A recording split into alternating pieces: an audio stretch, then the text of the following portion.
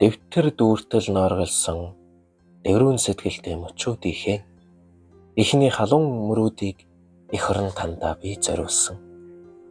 Уул үрийнхээ нэрийг багтааж ус улгааныхоо урсгалыг сонсхий гэхэд дил бай цаасан дээр үзэг хурдлахгүй сулдаж дэврүүхэн сэтгэлээс минь уг багтахгүй асгарсансан.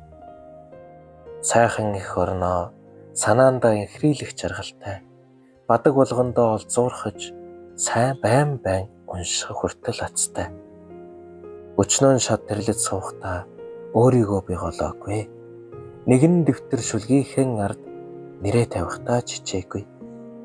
Мөр болгонд нь догдлол, баяр, мөрөөдөл, хүсэл, багтал шингэсэн анхны урам шүлгэн хайраа алдарт найрагчид уншиж бэрвшгэд эхлэх хэмийг нь сонжиж үгний суудал сальснаас биш эх орон ийм байдаггүй юмаа гэж үгийсгэж зэмлээгүй шүү эх орон минь.